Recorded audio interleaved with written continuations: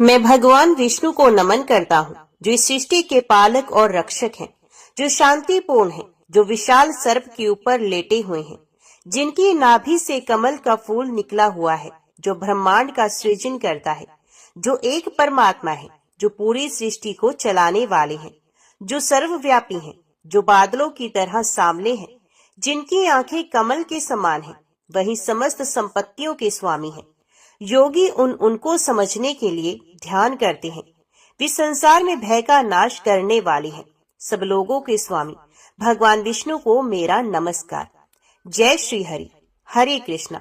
आज के वीडियो में आप सुनेंगे गुरुवार बृहस्पति देव की पौराणिक व्रत कथा। प्राचीन समय की बात है। भारत में एक राजा राज्य करता था। वे बड़ा प्रतापी तथा दानी था। वे नित्य प्रति मंदिर में भगवत दर्शन करने जाता था। वे ब्राह्मण और गुरु की सेवा किया करता था। उसके द्वार से कोई भी याचक निराश होकर नहीं लौटता था। वे प्रत्येक गुरुवार को व्रत रखता एवं पूजन करता था। हर दिन गरीबों की सहायता करता था। परंतु ये सब बातें उसकी रानी को अच्छी नहीं लगती थी। वे ना तो व्रत करती और ना किसी को एक पैसा भी दान में देती थी। वे राजा से भी ऐसा करने को मना करती थी। एक समय की बात है कि राजा शिकार खेलने वन को चले गए। घर पर रानी और दासी थी। उस समय भगवान बृहस्पति देव साधु का वेश धारण कर राजा के दरवाजे पर भिक्षा मांगने के लिए आए। साधु ने रानी से भिक्षा मांगी तो वे कहने लगी कि हे साधु महाराज, मैं इस दान और पुण्य से तंग आ गई हूँ। इस कार्य के लिए तो मेरे पतिदेव ही बहुत है। अब आप ऐसी कृपा करें कि ये सारा धन नष्ट हो जाए तथा मैं आराम से रह सकूं। साधु रूपी बृहस्पति देव ने कहा कि हे देवी, तुम बड़ी विचित्र हो। संतान और धन से कोई दुखी नहीं होता है, इसको सभी चाहते हैं।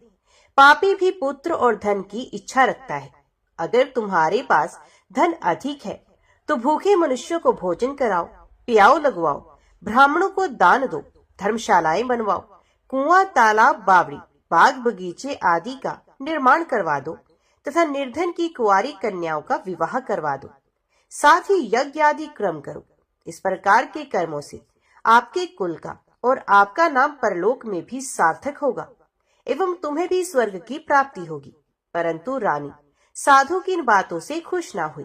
उसने कहा, हे साधु महाराज, मुझे ऐसे धन की आवश्यकता नहीं जिसको मैं अन्य लोगों को दान देती फिरूं तथा जिसको रखने और संभालने में ही मेरा सारा समय नष्ट हो जाए।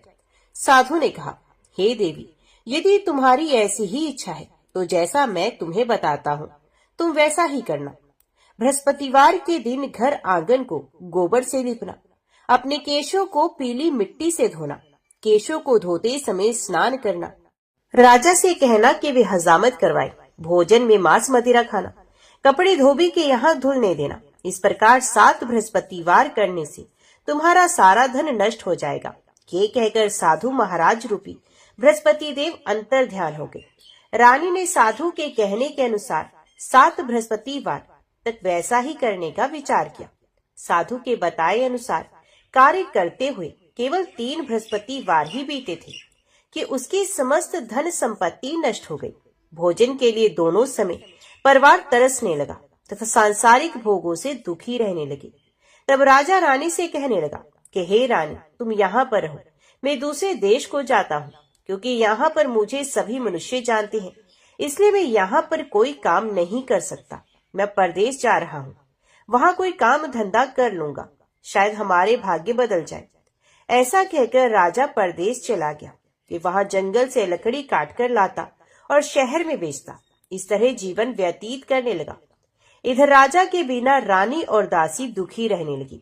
किसी दिन एक समय भोजन मिलता और किसी दिन जल पीकर ही रह जाती। एक समय रानी और दासी को 7 दिन बिना भोजन के व्यतीत करने पड़े। तो रानी ने अपनी दासी से कहा कि हे दासी, यहाँ पास ही के नगर में मेरी बहन रहती है, वे बड़ी धनवान है, तो उसके पास जा और वहाँ से 5 से खाना मांग कर ले आ, जिससे कुछ समय के लिए गुजारा हो जाएगा। दासी रानी की बहन के पास गई। रानी की बहन उस समय पूजा कर रही थी। बृहस्पतिवार का दिन था। दासी ने रानी की बहन से कहा कि हे रानी, मुझे आपकी बहन ने भेजा है, मुझे 5 सिर भेजर दे दो। दासी ने ये बात अनेक बार कही, परंतु रानी की बहन ने कोई भी उत्तर नहीं दिया, क्योंकि वे उस समय बृहस्पतिवार की कथा सुन रही थी। जब दासी को रानी की बहन से कोई उत्तर नहीं मिला तो वे बहुत दुखी हुई। उसे क्रोध भी आया। वे लौटकर रानी से बोली, हे रानी, आपकी बहन बहुत ही घमंडी है। ये छोटे लोगों से बात भी नहीं करती। मैंने उससे कहा तो उसने कोई उत्तर नहीं दिया। मैं वापस चली आई। रानी बोली, हे दासी, उसका कोई दोष नहीं। जब बुरे दिन आते हैं तब कोई सहारा नहीं होता। अच्छे बुरे का पता विपत्ति में ही लगता है। जो ईश्वर की इच्छा होगी वही होगा। ये सब हमारे भाग्य का दोष है। उधर रानी की बहन ने सोचा कि मेरी बहन की दासी आई थी, परंतु मैं उससे नहीं बोली, इससे वे बहुत दुखी हुई होगी। अतः कथा सुन और भगवान विष्णु का पूजन समाप्त कर वे अपनी बहन के घर आई और कहने लगी कि हे बहन, मैं बृहस्पतिवार का व्रत कर रही थी। तुम्हारी दासी हमारे घर पर आई थी, परंतु जब तक कथा होती है तब तक हम लोग न उठते हैं न बोलते हैं, इसलिए मैं नहीं बोली। कहो दासी, क्यों गई थी?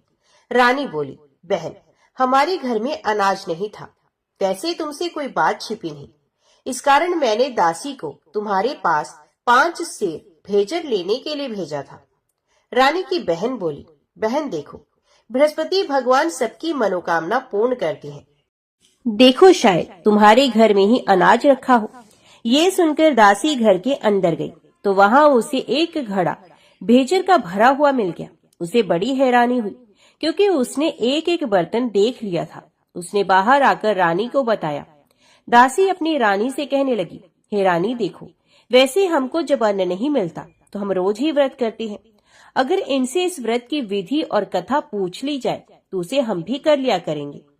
दासी के कहने पर रानी ने अपनी बहन से बृहस्पतिवार व्रत के बारे में पूछा।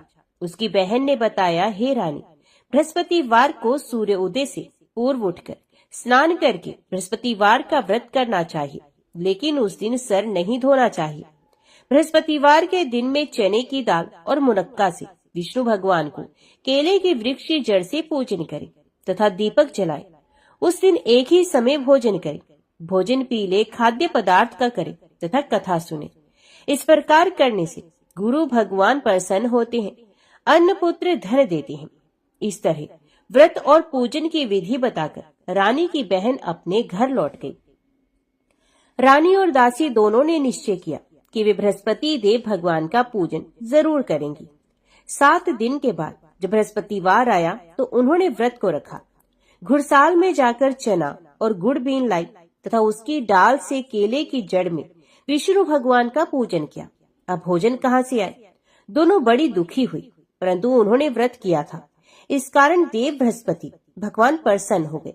वे एक साधारण व्यक्ति के रूप में 2 थालों में सुंदर पीला भोजन लेकर आए और दासी को देकर बोले, हे दासी, ये भोजन तुम्हारे और रानी के लिए है, तुम दोनों करना। दासी भोजन पाकर बड़ी प्रसन्न हुई और रानी से बोली, रानी जी, भोजन कर लो। रानी को भोजन आने के बारे में कुछ पता नहीं था, इसलिए वे दासी से बोली, जा तू ही भोजन कर, क्योंकि तू हमारी व्यर्थ में हंसी उड़ाती है। दासी बोली, एक व्यक्ति अभी भोजन दे गया है। रानी कहने लगी, वे भोजन तेरे लिए ही दे गया है, तू ही भोजन कर। दासी ने कहा, वे व्यक्ति हम दोनों के लिए 2 थालों में भोजन दे गया है, इसलिए मैं और आप दोनों ही साथ साथ भोजन करेंगे। फिर दोनों ने गुरु भगवान को नमस्कार कर भोजन प्रारंभ किया। उसके बाद से वे प्रत्येक बृहस्पतिवार को गुरु भगवान का व्रत और पूजन करने लगी। बृहस्पति भगवान की कृपा से उनके पास धन हो गया, परंतु रानी फिर पहले की तरह ही आलस्य करने लगी। तब दासी बोली, देखो रानी, तुम पहले भी इसी प्रकार आलस्य करती थी, तुम्हें धन के रखने में कष्ट होता था, इसी कारण सभी धन नष्ट हो गया। और गुरु भगवान की कृपा से धन मिला है तो फिर तुम्हें आलस्य होता है। बड़ी मुसीबतों के साथ हमने ये धन पाया है, इसलिए हमें दान पुण्य करना चाहिए। तुम भूखे मनुष्य को भोजन करवाओ, प्याऊ लगवाओ, ब्राह्मणों को दान दो, कुआं तालाब बावड़ी आदि का निर्माण करवाओ, मंदिर पाठशाला बनवाकर दान दो, कुंवारी कन्याओं का विवाह करवा दो। धन को शुभ कार्यों में खर्च करो, जिससे तुम्हारे कुल का यश बढ़े तथा स्वर्ग प्राप्त हो और पितृ प्रसन्न हो। दासी की बात मानकर रानी ने इसी प्रकार के कर्म करने शुरू किए, जिससे उनका काफी यश फैलने लगा। एक दिन रानी और दासी आपस में विचार करने लगी कि ना जाने राजा किस दशा में होंगे, उनकी कोई खोज खबर भी नहीं है। उन्होंने श्रद्धा पूर्वक गुरु बृहस्पति भगवान से प्रार्थना की कि राजा जहाँ कहीं भी हो शीघ्र वापस आ जाए। उधर राजा परदेश में बहुत दुखी रहने लगा। ये प्रतिदिन जंगल से लकड़ी बीनकर ले आता और उसे शहर में बेचकर अपने दुखी जीवन को बड़ी कठिनता से व्यतीत करता। एक दिन दुखी हो अपनी पुरानी बातों को याद करके वे रोने लगा और उदास हो गया। उसी समय राजा के पास बृहस्पति देव साधु के वेश में आकर बोले, हे लकड़हारे, तुम इस सुनसान जंगल में किस चिंता में बैठे हो, मुझे बताओ। ये सुनकर राजा के नेत्रों में जल भर आया। साधु की वंदना कर राजा ने अपनी संपूर्ण कहानी सुना दी। महात्मा दयालु होते हैं। वे राजा से बोले, हे राजा, तुम्हारी पत्नी ने बृहस्पति देव के प्रति अपराध किया था, जिसके कारण तुम्हारी ये दशा हुई। अब तुम चिंता मत करो, भगवान तुम्हें पहले से भी अधिक धन देंगे। देखो, तुम्हारी पत्नी ने बृहस्पतिवार का व्रत प्रारंभ कर दिया है। अब तुम भी बृहस्पतिवार का व्रत करके चने की दाल व गुड़ जल के लोटे में डालकर केले का पूजन करो, फिर कथा कहो या सुनो। भगवान तुम्हारी सब कामनाओं को पूर्ण करेंगे। साधु की बात सुनकर राजा बोला, हे प्रभु, लकड़ी बेचकर तो इतना पैसा भी नहीं बचता जिससे भोजन के उपरांत कुछ बचा सकूं। मैंने रात्रि में अपनी रानी को व्याकुल देखा है। मेरे पास कोई साधन नहीं जिससे उसका समाचार जान सकूं। फिर मैं कौन सी कहानी कहूँ, ये भी मुझको मालूम नहीं।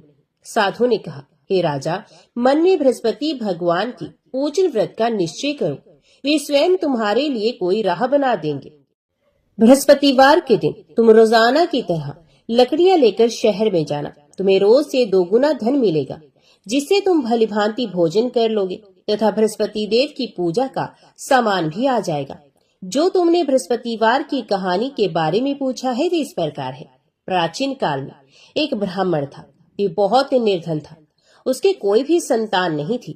उसकी स्त्री बहुत ही मलिनता के साथ रहती थी। वो ना तो स्नान करती, ना ही किसी देवता का पूजन करती। इस कारण ब्राह्मण देवता बहुत दुखी रहते थे। बेचारे बहुत कुछ कहते थे, किंतु उसका कोई परिणाम नहीं निकला। भगवान की कृपा से ब्राह्मण के घर में एक कन्या का जन्म हुआ। कन्या समय के साथ बड़ी होने लगी। वे कन्या प्रातः काल में स्नान करके भगवान विष्णु का जप करती थी। कन्या ने बृहस्पतिवार का व्रत भी नियम पूर्वक करना प्रारंभ कर दिया। पूजा पाठ समाप्त होने पर पाठशाला जाती तो अपनी मुट्ठी में जो भर के ले जाती और पाठशाला के मार्ग में डालती जाती। लौटते समय वही जो स्वर्ण के हो जाते तो उनको बीनकर घर ले आती। एक दिन वह कन्या सूप में उन सोने की जौ को फटक कर साफ कर रही थी। तभी कन्या की माँ ने देख लिया और कहा कि हे बेटी, सोने के जौ को फटकने के लिए तो सोने का सूप भी होना चाहिए। दूसरे दिन बृहस्पतिवार का दिन था। कन्या ने व्रत रखा और बृहस्पति देव से प्रार्थना की कि हे बृहस्पति देव, मुझे सोने का सूप दे दो। बृहस्पति देव ने उसकी प्रार्थना स्वीकार की। फिर रोजाना की तरह वे कन्या जो फैलाती हुई पाठशाला चली गई। पाठशाला से लौटकर जब वे नित्य की भांति जो बीन रही थी तो बृहस्पति देव की कृपा से उसे सोने का सूप मार्ग में पड़ा हुआ मिला। उस सोने के सूप को वे घर ले आई और उसे जो साफ करने लगी, परंतु उसकी माँ का वही ढंग रहा। एक दिन की बात है, जब कन्या सोने के सूप में जो साफ कर रही थी, उसी समय जिस नगर में कन्या और उसका परिवार रहता था, उसी नगर का राजकुमार उसके घर के पास से निकला। कन्या के रंग और रूप को देखकर वे कन्या पर मोहित हो गया। जब वह अपने राजमहल में आया तो वह बहुत उदास हो गया, बिना भोजन किए ही लेट गया। राजा को जब राजकुमार द्वारा अन्न जल त्यागने का समाचार ज्ञात हुआ तो अपने मंत्रियों के साथ वे राजकुमार के पास गया और पूछा कि हे पुत्र, तुम्हें किस बात का दुख है और तुमने भोजन क्यों त्याग दिया है? राजकुमार ने कहा कि हे पिताश्री, मुझे किसी बात का दुख नहीं, परंतु मैं उस लड़की से विवाह करना चाहता हूँ जो सोने के सूप में सोने के जौ साफ कर रही थी। राजा ने कहा कि राजकुमार, आप उस कन्या का नाम और पता बताओ, मैं निश्चित रूप से तुम्हारा विवाह उसी कन्या से करवा दूंगा। राजकुमार ने राजा को उस लड़की के घर का पता बता दिया। मंत्री उस लड़की के घर गया। मंत्री ने ब्राह्मण के समक्ष राजा की ओर से निवेदन किया। कुछ ही दिन के बाद ब्राह्मण की कन्या का विवाह राजकुमार के साथ संपन्न हो गया। कन्या के घर से जाते ही ब्राह्मण के घर में पहले की ही भांति गरीबी का निवास हो गया। अब भोजन के लिए अन्न भी बड़ी मुश्किल से मिलता था। एक दिन दुखी होकर ब्राह्मण अपनी पुत्री से मिलने गया। बेटी ने पिता की अवस्था को देखा और अपनी माँ का हाल पूछा। ब्राह्मण ने सभी हाल कह सुनाया। कन्या ने बहुत सा धन देकर अपने पिता को विदा किया, लेकिन कुछ दिन के बाद फिर वही हाल हो गया। ब्राह्मण फिर अपनी कन्या के यहाँ गया और सभी हाल कह सुनाया। पुत्री बोली, हे पिताजी, आप माता जी को यहाँ ले आइए, मैं उन्हें वे विधि बता दूंगी जिससे आपकी सारी गरीबी दूर हो जाएगी।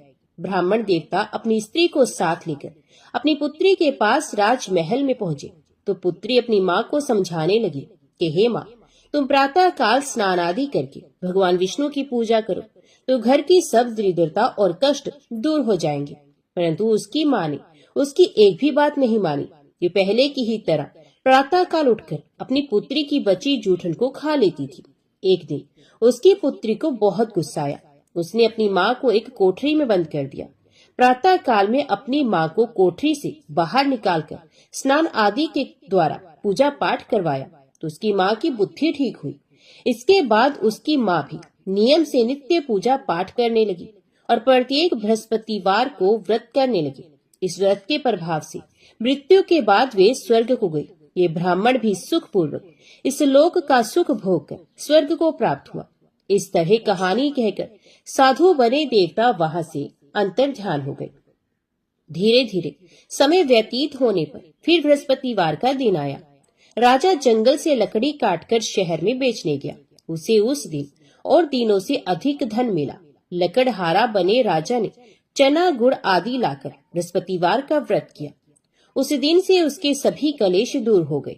परंतु जब अगले बृहस्पतिवार का दिन आया तो लकड़हारा बना राजा बृहस्पतिवार का व्रत करना भूल गया। इस कारण बृहस्पति भगवान नाराज हो गए। उस दिन उस नगर के राजा ने विशाल यज्ञ का आयोजन किया था तथा अपने समस्त राज्य में घोषणा करवा दी कि सभी राजमहल में भोजन करने आए, कोई अपने घर में खाने के लिए चूल्हा ना जलाए। इस आज्ञा को जो नहीं मानेगा उसको फांसी दे दी जाएगी। राजा की आज्ञा अनुसार राज्य के सभी वासी राजा के भोज में सम्मिलित हुए, लेकिन लकड़हारा कुछ देर से पहुंचा, इसलिए राजा उसको अपने साथ महल में ले गए। जब राजा लकड़हारे को भोजन करा रहे थे तो रानी की दृष्टि उस खूंटी पर पड़ी जिस पर रानी का हार लटका हुआ था। उसे हार खूंटी पर लटका दिखाई नहीं दिया। रानी को निश्चय हो गया कि मेरा हार इस लकड़हारे ने चुराया है। उसी समय सैनिक बुलवाकर लकड़हारे को जेल में डलवा दिया गया। लकड़हारा जेल में विचार करने लगा कि ना जाने कौन से पूर्व जन्म के कर्म से मुझे ये दुख प्राप्त हुआ, और जंगल में मिले उस साधु को याद करने लगा। उसी समय बृहस्पति देव साधु के रूप में प्रकट हो गए और कहने लगे, अरे मूर्ख, तुमने बृहस्पति देव का व्रत और पूजा नहीं की और सुख में उन्हें भूल गए, इसी कारण तुझे ये दुख प्राप्त हुआ। अब चिंता मत कर, बृहस्पतिवार के दिन जेल खाने के दरवाजे पर तुझे 4 पैसे पड़े मिलेंगे। उनसे तुम बृहस्पतिवार की पूजा करना तो तुम्हारे सभी कष्ट दूर हो जाएंगे। अगले बृहस्पतिवार उसी जेल के दरवाजे पर 4 पैसे पड़े मिले। राजा ने पूजा का सामान मंगवाकर कथा कही और प्रसाद बांटा। उसी रात्रि में बृहस्पति देव ने उस नगर के राजा के स्वप्न में आकर उससे कहा, हे राजा, तूने जिसे जेल में बंद किया है उसे कल छोड़ देना, वे निर्दोष है। राजा प्रातःकाल उठा और खूंटी पर हार टंगा देकर लकड़हारे को बुलाकर उस लकड़हारे से क्षमा मांगी और लकड़हारे बने राजा के योग्य सुंदर वस्त्र आभूषण भेंट कर उसे विदा किया।